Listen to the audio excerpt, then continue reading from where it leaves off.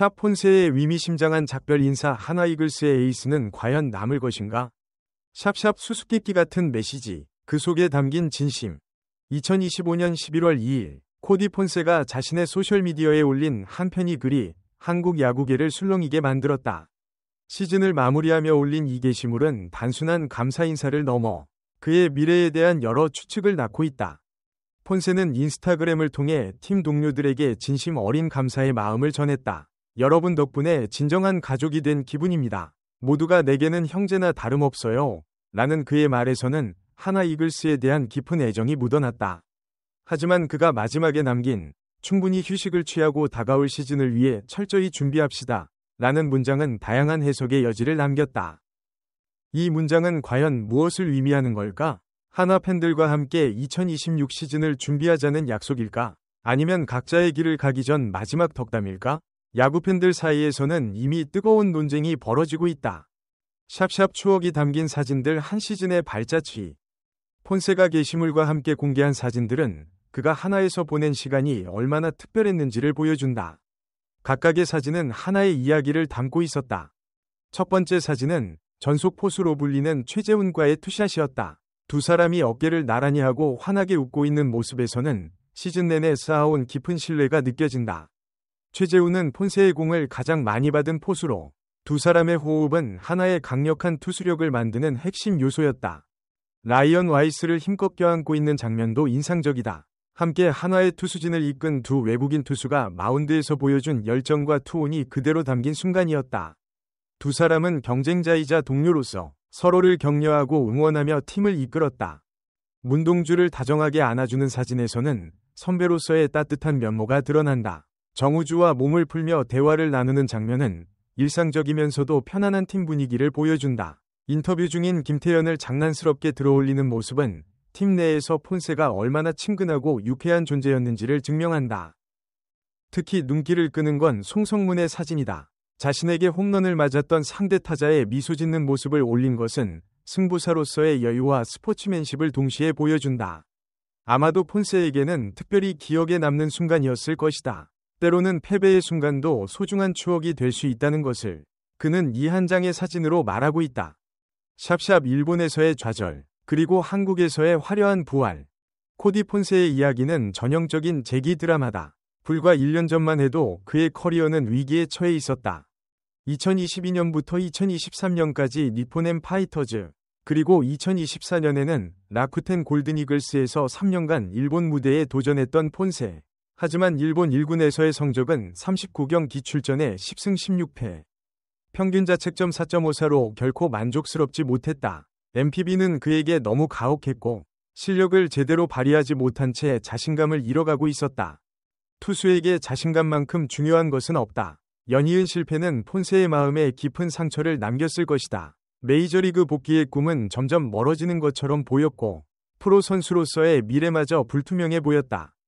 그런 그가 2025 시즌을 앞두고 하나 이글스의 문을 두드렸다. 새로운 리그, 새로운 도전이었다. 그리고 이 선택은 그의 커리어를 완전히 바꿔놓았다. 한국 무대에서 폰세는 마치 다른 사람이 된 듯한 모습을 보여줬다. 2025 시즌 정규리그에서 29경기에 등판해 17승 1패, 평균 자책점 1.89라는 경이로운 성적을 기록했다. 252개의 삼진을 잡아내며 탈삼진 1위에 올랐고 다승 부문에서도 공동 1위를 차지했다. 평균 자책점 역시 리그 최고를 기록하며 명실상부 KBO 리그 최고의 투수임을 증명했다. 일본에서의 실패가 거짓말처럼 느껴지는 성적이었다. 무엇이 그를 이렇게 변화시킨 걸까? 한국 야구와의 궁합? 팀 분위기? 아니면 그 자신의 각오와 노력? 아마도 모든 것이 완벽하게 맞아떨어진 결과일 것이다. 샵샵 체력과 내구성의 증명 200이닝의 의미. 투수에게 있어 한 시즌 내내 건강을 유지하며 많은 이닝을 소화하는 것은 매우 중요한 능력이다. 특히 선발 투수의 경우 팀의 승패를 좌우하는 핵심 역할을 하기에 내구성은 선택이 아닌 필수다. 폰세는 올 시즌 정규 시즌에서만 180과 3분의 2이닝을 책임졌다. 여기에 포스트 시즌 17이닝을 더하면 거의 200이닝에 육박하는 엄청난 물량이다. 이는 폰세 자신의 커리어에서도 획기적인 기록이었다. 2017년 마이너리그에서 137과 3분의 2이닝을 던진 것이 그의 이전 최다 기록이었다는 점을 생각하면 올 시즌의 200이닝은 단순한 숫자 이상의 의미를 갖는다. 그것은 폰세가 이제 메이저리그 선발 로테이션을 책임질 수 있는 체력과 건강한 팔을 가지고 있다는 확실한 증거다. 많은 투수들이 재능은 뛰어나지만 부상 때문에 커리어를 제대로 펼치지 못한다. 특히 현대 야구에서 투수들의 부상은 심각한 문제로 대두되고 있다. 토미 존 수술을 받는 투수들이 늘어나고 구단들은 투수 관리에 점점 더 신중해지고 있다.